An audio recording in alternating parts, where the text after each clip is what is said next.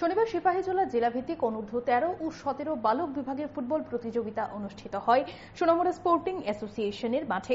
আসরে জেলার অন্তর্গত সোনামুড়া, বিশালগড় ও জম্পুইজলা মহকুমার টিম অংশ নেয়। সেখান থেকে দুটি বেস্ট ফুটবল টিম গঠন করা হবে, যারা আগামী দিনে রাজ্যস্তরীয় আসরে অংশ নেবে। শনিবার অনুষ্ঠিত হওয়া এই প্রতিযোগিতা এবং সিলেকশন মিটে অংশ নিয়ে খেলোয়াড়দের অনুপ্রাণিত করেন সিপাহীজলা জেলা ফুটবল অ্যাসোসিয়েশনের সভাপতি প্রসেনজিৎ ঘোষ, সোনামুড়া ক্রিকেট অ্যাসোসিয়েশনের সভাপতি শুভ্রজিৎ দাস, সোনামুড়া স্পোর্টিং অ্যাসোসিয়েশনের সভাপতি ঝুটন রায় সহ অন্যান্যরা। আমরা শুনবো ঠিক কি জানাচ্ছেন তারা।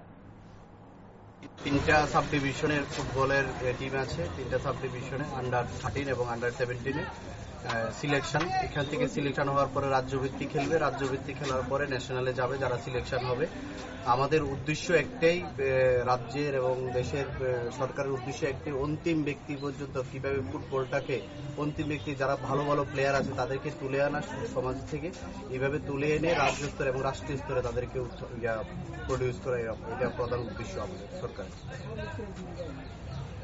এখানে স্পোর্টিং অ্যাসোসিয়েশন মাঠে এখানে উপস্থিত আমাদের সোনামুড়ার ক্রিকেট অ্যাসোসিয়েশনের সম্মানীয় সভাপতি শুভ্রজিৎ দাস মহোদয় এবং স্পোর্টিং অ্যাসোসিয়েশনের সম্মানীয় সভাপতি ঝুটন রায় মহোদয় এবং অন্যান্য নেতৃত্বরা সকলের উপস্থিতিতে আমরা তিনটা সাব ডিভিশনের প্লেয়াররা এখানে উপস্থিত হয়েছেন।